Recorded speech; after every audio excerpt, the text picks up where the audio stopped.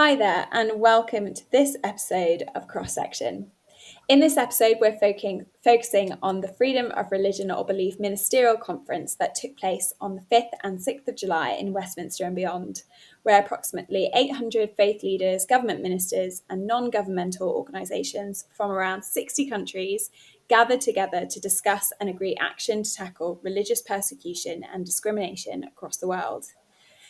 But I feel like I have to start by saying what a week to have been in Westminster. Over 50 ministers so far have resigned, and it was announced around 9:30 this morning on the 7th of July that Boris Johnson will be resigning as Prime Minister. He has resigned. This is a significant moment for the country, and we will do our very best to help you navigate the news and think about the difference being a Christian makes in times like these. Today, I'm joined by Danny Webster, Alicia Edmond, and Peter Linus. So we've all been involved and attended different events this week on freedom of religion or belief. But first, let's talk about the National Parliamentary breakfast led by the all-party parliamentary group. Gosh, that's a bit of a tongue twister. Christians in Parliament. Many EA members contributed to the day, and colleagues from the advocacy team were present. So starting with you, Peter, tell us what happened at the breakfast. What was the atmosphere like? Well, it was great to be there again. First time in person post-pandemic. It was my first time actually at the Westminster one, though I've been at various other ones. It's in the Westminster Hall, which we were told is the largest vaulted ceiling in Europe, unsupported vaulted ceiling in Europe. So it's a beautiful place to be in. There were nearly 700 people gathered. Lots of MPs invite church leaders from their constituency, lots of ministers there, lots of people. I think Alicia was at a table with Sajid Javid. And Gavin managed to bump into Boris Johnson at it. He kind of accidentally elbowed him as the Prime Minister was coming in through. So wonderful to be there. Such a great gathering. Actually, I came away really encouraged by it. Lots more to say about what happened about that and the week that went on. But the big takeaway for me was Les Isaacs, who founded Street Pastors, sharing about humility, about the work that they did, about the importance of Christians in the public square. A wonderful celebration, really, of Christians in public life. And it's already been tagged as, is it the sermon that brought down the government? And well, I think Sajid Javid, as he got up to speak in Parliament after his resignation this week, quoted or referenced Les Isaac, who spoke about serving the common good and working beyond your own party for the unity. He didn't quite get the quote right, but working for everyone in the country, the importance of service and using your influence for good. So whether it will ever, whether we can, I don't know, quantify whether or not it is the sermon that brought down the government. I'm not sure we can do that. But it's certainly got a lot of people tuning into it and listening. Alyssa, you were also there. I joined you at your table temporarily. Any reflections from you on being at the National Parliamentary Prayer Breakfast 2022? Yeah, for me, it was my first one as well. I think my takeaway was actually Tim Farron's prayer. I felt he was incredibly bold, very direct, very gospel orientated. He said at one point in his prayer that the greatest need that people have or should have in this country is to know forgiveness and the redemption that comes through Jesus, which I thought was an incredible moment. Yes, it is a prayer breakfast. Yes, it's Christian focused, but he definitely took the opportunity to lift the name of Jesus in that moment and to recognize salvation in him. So that for me was one of a huge takeaway points for me. And actually seeing MPs worship was also a different environment for me. I'm used to sitting opposite them on a table talking about policy and engaging in kind of what's going on in life, but seeing them worship and sing and raise their hands in worship was quite a moment for me.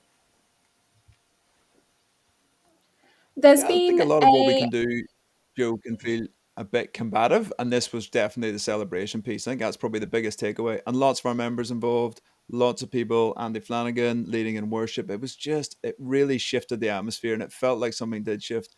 And I've tweeted and said this, look, could you ever say whether this had an impact on the nation. I actually think we sometimes underestimate the power of prayer, and I do think something shifted this week, and I'm going to hold to that. Yeah, definitely. I was going to say the same thing. I think you'd underplay it, but that's the whole reason why we have prayer breakfasts, right? Because we believe that prayer is powerful. I actually wanted to ask, why is it that that this parliamentary prayer breakfast got to be a Christian hosted thing? Like, how did Christians get that gig? Is it just because Christians in government stuck their hand up first? Danny? I don't know the exact origins. I know that it has been around for some time now. The UK Parliament has significant Christian heritage within it. We have a Speaker's chaplain who leads prayers at the start of every parliamentary session. We have bishops in the House of Lords that also lead. You walk into the central lobby of Parliament, and on the mosaic in the round is, unless the Lord builds his house, his builders labour in vain. So the underpinnings, the roots of our democracy owe so much to Christianity. So I don't know exactly where it came from, but the Christian influence and the Christian heritage of our political system is really significant. And it is great to be able to be in that place and to worship and to celebrate and to pray and to remind us of that heritage and of where so many of our democratic freedoms and values come from. Yes, well, as Peter said, it was hosted in a beautiful building. I, along with lots of other of our colleagues on the advocacy team, got to go into Westminster this week. And while the rest of them were playing it very cool, I was there taking photos of every pretty painting and statue. It really was quite the week to be there. So swiftly following on from the parliamentary breakfast was the Freedom of Religion or Belief Conference at the Queen Elizabeth Centre. Over 800 delegates attending, representing 100 countries in London, to discuss religious persecution. From Tuesday early evening, we received the news that Rishi Sunak, the now former Chancellor, and Sajid Javid, former Secretary of State for Health and Social Care, handed in their resignations following the most recent scandal of Number 10 advisors. And the Prime Minister has misled the media about what they knew about former Deputy Chief Whip and MP Chris Pincher on allegations of sexual assault. We touched on some of that already, but those are the nuts and bolts, just in case you managed to miss them over the last 48 hours. So, Danny, starting with you, did the resignations of those two cabinet ministers, did they have an impact on the conference? Well, so Alicia and I were at a reception as part of the conference on Tuesday evening. We were in a rather wonderful government building and garden. And at the very moment that the breaking news alerts were coming through, we were listening to Lord Ahmed, who is the Foreign Office Minister in charge of human rights, speaking to the assembled guests. And then comes the thing, it's like, who else is going to resign by the time he's finished speaking? What else is going to happen next? So mostly it was at the level of intrigue.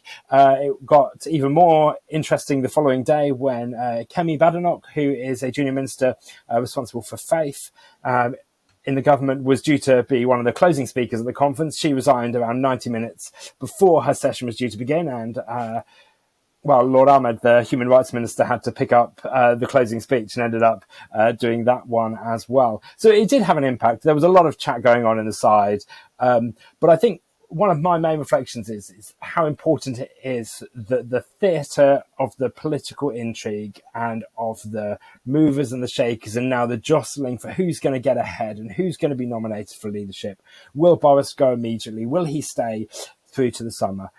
I think the real risk is that it overshadows the really significant and really important conversations that took place in London this week, where we were speaking about how freedom of belief for everyone everywhere should be protected, how it should be promoted, how we can work better together to see that happen.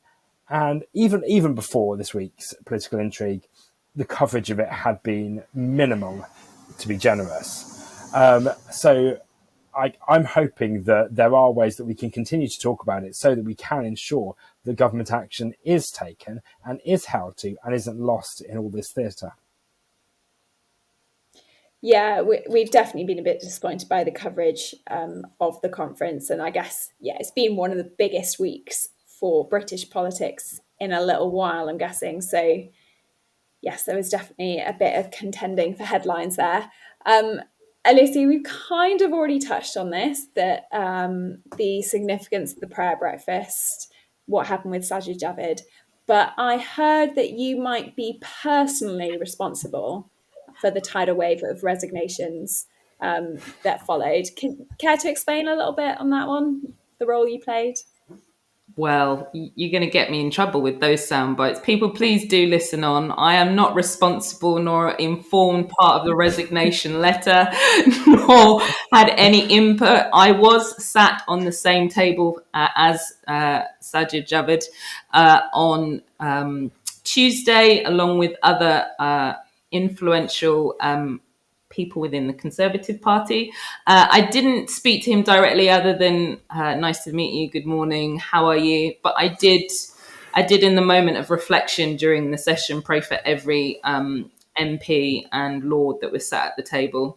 And interestingly, some of the words that I prayed in my heart featured in his speech about integrity and wisdom. So the prayer of a righteous person is powerful and effective. Beautiful people, powerful and effective. So, I wasn't involved in his resignation, but I do think that moment was significant. In terms of the ministerial, I think something that surprised me is how much of an echo chamber Westminster could be. We were at a conference that's a stone throw away from Westminster Palace. We have dignitaries from around the world, individuals from Joe Biden's administration, people from the United Nations, individuals from the global south, South Asia, Europe, significant leaders in this space. And the schedule was just running on. Yes, there were problems that the conference team had to adjust to in terms of finding new speakers as ministers were resigning. But the conversation still went on. And I think for me, one of the highlights, I attended the Inspiring Parliamentarians conversation that was chaired by Jeremy Hunt MP, that had a panel from the kind of Jim Shannon was present, Baroness Cox. We had a parliamentarian from South Africa, another from Denmark, the Bishop of Truro, talking about the role of kind of parliamentarians to kind of wave the flag and to continue talking about religious freedom or belief. And I think for the UK, that is something that is even more important now, given that the headlines, whoever the successive leader is going to be, whoever wins the next general election, should come within the next year, it's incredibly important that whatever political party there is an interest and intrigue to continue the conversation around religious freedom or belief, and in particular, the outcome of the Truro Review and what the Foreign Office and Development Office can be doing to be promoting that in their diplomacy and their international relations. Can you just give us a 10-second briefing on what the Truro Review actually is? 10 seconds. It's a 200-page document that was written in 2019, encouraging the then Foreign Office to consider what more it could be doing to protect persecuted Christians overseas. Well, if that doesn't inspire people to read it, I don't know what will. So now that we've kind of covered what the big picture of the conference was, I want to dive in a little bit into what each of you kind of experienced over those 2 days. So as I mentioned, I got to go into Westminster for the first time. I got to go to some fringe events, but Danny and Alicia had VIP access to the conference. Peter, like myself, had access to the fringe, but also civil society floors. And as a team, we went to all sorts of different events at the ministerial. So I want to hear your highlights, your lowlights. Let's start with Danny. Well, it was a fascinating event to be at, with the hundreds of people from all over the world. And talking to people on Wednesday afternoon as the conference came to a close, the sentiment that many people shared was just how valuable it was to be able to meet together, to talk to others, to build relationships, to create the foundations for collaboration and for coalitions and for joint action, to have met someone who you can then have a conversation with, for parliamentarians and civil society leaders to meet together, to connect together across country and across different sectors. So in some ways, the fact that it took place is a big success story. And I have to kind of get past some of my impatience for action and recognize that these are really important events, that demonstrating how we can work together is really important. So actually, it was great that the government held it, and it's really important that we continue to press the government for action. The Truro report, as Alicia said, took place in 2019. It has been reviewed, and while they've made some progress, there are a lot of areas where there is significant progress still to be made. So we do want to see our government do more. So I think there have been a series of statements and papers put out from it about different things that different countries have committed to. And that will be important, to hold countries to account for what they've committed to at the conference. But it's also important that we keep on talking about it, that we keep on keeping people aware of where there are challenges, where people are persecuted for their beliefs, whether that's Christians or people of other faiths, and that we're able to speak out and call that out and encourage our government to call out those injustices.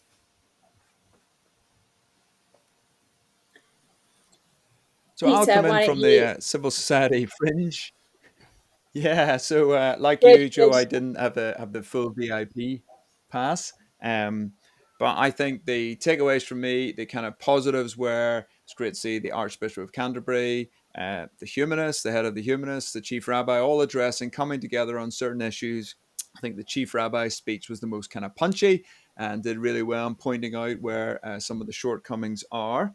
And as Danny said, it was great to see the government taking this seriously, taking a lead on this. The downside was the kind of lack of coverage and the inevitable distraction. Fiona Bruce, MP, who's the lead on this, tried to raise a speech at Prime Minister's questions. In normal circumstances, that probably would have got a great reply and a good bit of coverage. In this case, it was completely lost in the other stories. And so that is a frustration. The Bishop of Truro's report that we've just mentioned is the other big takeaway. They have dropped an update of that during the conference, said, hey, we've done some stuff. There's some areas we haven't done so well, and there's some areas we're kind of a little bit in between. It was great to see members like Open Door, Christian Solidarity Worldwide, Release, and others who are the big players in this field who really raise the kind of voice of the persecuted church, speaking on that. Open Doors watch list in particular. And I think for me, the big push then is what are we going to do with the Bishop of Truro's report? That was a great opportunity. He's done a great job. He's done what was needed. How are the government going to take that forward? Alicia did her best. I believe she did try and crash the heads of government meeting where they talk about what to do next and was ultimately turned away at the door. But it's those takeaways that are going to become key now. And we'll work with members around that. And Alicia might have more to say on that bit. Thank you. Well, to be fair, the signage wasn't clear. I thought it was a speaking conversation about what governments are doing next, not that I needed to be a foreign minister or a diplomat to enter that space. I think one of the takeaways for me that I wasn't expecting to be significant was the opportunity to connect with the World Evangelical Alliance colleagues that came to country. So speaking with Janet, who's a global director, and understanding more of her work, meeting the team from South Asia and one of their contributions to the panel about what are the building blocks beyond kind of the constitution, beyond law, to really protect and promote religious freedom was just a great and incredible session to witness and to see a lawyer speak with such eloquence and such accessibility in kind of international human rights was just amazing to be a part of that and to witness that, to connect with the General Secretary from Kenya. So I think that was a huge highlight for me to understand what are our friends and colleagues doing around the world to promote and advance religious freedom in their national context.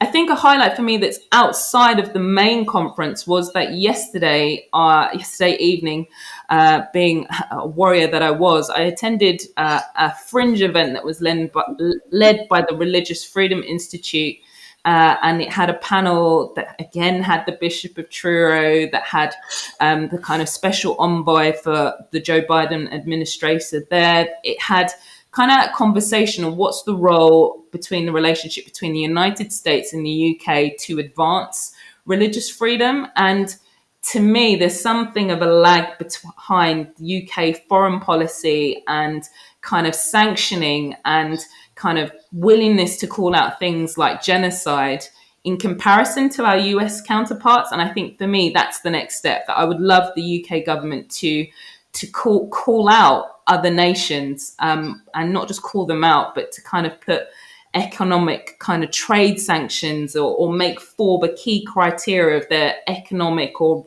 kind of relational partnerships in order to keep progressing and advancing religious freedom overseas for persecuted Christians and other religious minorities. Thanks, Alicia. And I'm sure you're all desperate to hear my highlight as well. So I'll just mention briefly, on the Tuesday morning, I went to a session on persecution in South Asia. And like Alicia mentioned, there were Yamini Ravindran, who is the Secretary General for the Evangelical Alliance in Sri Lanka. She shared some things, and I just got to chat to her personally, and that was such a highlight for me, because I often, and I imagine many of our listeners too, can have a bit of a narrow view of what persecution means for Christians, partly looking at what it can mean in the Bible about being hated for what we say about Jesus. And so kind of often when I think about persecution, I think about people preaching actively the gospel in different countries and facing persecution because of that. Now, that is very much the case in lots of places, but it is so much broader and more complex than that. And I just found it a really eye-opening and clarifying time hearing about some of the persecution that people face, and just hearing about some of the calling it a highlight feels a bit wrong, but hearing about the forced conversions, forced marriages, and the abuse that comes along with that in so many of these countries in South Asia. Heard some things from through CSW in Latin America as well. Was just, I think it was really good for me to hear that, actually, and to hear that religious persecution is so much broader than just a response to people preaching the gospel. And actually, Jesus calls us to defend the vulnerable. And that's exactly what we need to be asking the government to be doing in this space. Now, you've already heard from me for a little while, but I will take this moment to tell you that next week will be the final episode of this series of Cross-Section. But do not fear, a third series will be along the way. Just like government, we might take a little recess over summer and take the month of August off, but we will be back in September to tell you more, to continue these conversations about news, culture, and the world around us. We have been so encouraged by the positive feedback that we've had so far. We've had people listening in the United States, in India, in Chile, New Zealand, and across Europe. We really love hearing from you, so please do email us cross.section@eauk.org. Make sure to subscribe on whatever platform you listen to us. Give feedback, 5-star reviews, whatever you like. You can follow us, Evangelical Alliance on Instagram, @EAUK News on Twitter. And so lastly, before we wrap up this penultimate episode, as I've said, we heard about Boris Johnson stepping down or committing to resign. Someone can correct me whether he's resigned, but he's still technically Prime Minister. So how does that work? But anyway, Boris is out. He's leaving. And it's all a bit of a mess. And so, Danny, what are your thoughts? What's going to happen next? So Boris has said that he will resign and step down as the leader of the Conservative Party. But he is saying at the moment that he will stay as Prime Minister until a new leader is in post. He has appointed new people into his cabinet, some kind of last-minute temporary additions who will serve until that leader appoints their own cabinet. That may be unsustainable. We're recording on Thursday afternoon. This might have all changed by Friday or whenever you are listening to this. There is a lot of pressure for him to go immediately. There is a lot of criticism of the fact that he might think he can hang on through the summer. We'll see whether that happens. There will be a leadership contest for the leadership of the Conservative Party. That leader will then be asked by the Prime Minister to form the next government. The way it works in the Conservative Party is the Parliamentary Party decide who the top two candidates are, and then the Conservative Party membership vote on those. So that will take place over the summer. So there's going to be a lot of jostling over the next week about. I've heard 23 potential candidates, 23 potential people running for leadership of the Conservative Party. That will not be how many actually make it to the ballot. So come on, Danny. We'll see what happens. Who's going to win? I have no idea. I think Sajid Javid was quick out the blocks with his resignation stroke leadership pitch yesterday. You had Swala Braverman, the Attorney General, not resigning, but saying she would run for the leadership while Boris was still in office. A few people have already thrown their hats in the rings. I have no idea right now who it's going to be. Alicia, what's your prediction? Who's going to win or what's happening next? I think this moment is as equally significant for the Conservative Party as it is for the Labour Party. I think whoever is leader, I think the nation are looking for strong leadership. They're looking for a party of policy that is able to confront some of the difficult situations, both economically and relationally, that we have within our communities. And so, yes, the Conservative Party need to find a party leader, but the Labour Party need to start putting forward their kind of political and policy agenda for reform. So the next few months is all about leadership, and it's all about vision setting, is what I say is the next focus point. Who lands that, who wins, it's the one that the British people decide. Well, what a week. I think, just as we reflect, I'd say an incredible week. I think the Religious Freedom Front and Centre is great. It's got taken seriously. We do need to remember that Christians are the most persecuted group. That's one of the things the Bishop of Truro found, and that got some prominence. We'd love to see more talk about that so that we can see more solution, but that's good. I think the Christian DNA was emphasised as we were at the prayer breakfast, as Tim Farron talked about that piece in the lobby that Danny mentioned. It's just written into the stone in the corridors. We have chaplains, we have prayers, we are reminded of the importance of that, people referencing that in their speeches, and ultimately became about humility and about integrity, two things that Les Isaac and Tim Farron pulled out, and people actually reference back to that. And I'm really interested, the conversation now shifts to truth and integrity. We had this moment of like, could you just say anything and survive in government? And it seemed like the Prime Minister had, but actually finally everybody said, no, enough is enough. And it feels like the conversation will now be on truth, integrity, and trust going forward. And that's actually a really great place to go. Yes, it got pushed to its limits, but actually now we're recentering and saying you can't have democracy, you can't have community, you can't have relationships if you can't trust what the other person is saying. So we're going to recenter on that. And that's a really good place, I think, for our political conversation to be. Doesn't mean everything's fixed. Of course, I'm not saying that, but it's a good shift. It's the right shift. Great. Let's do the conversation on that. And by the time we're back for the third series, we'll know who the new Prime Minister is. And with that, Joe, wrap us up. That is an exciting thought. Yeah, it would be, as we said, it's frustrating in some sense. These two things have come together, the FoRB and all the resignations and things have come together this week. But we know God is in control. And it's interesting the way that that's already cropped up in conversation in reference to the FoRB conference. Thank you so much for listening. Usually I'd be thanking Chris now, but he's on a well-earned holiday. So thank you, Tim, for dealing with our podcast antics. We will see you again next week for the very last episode of this series of Cross Section.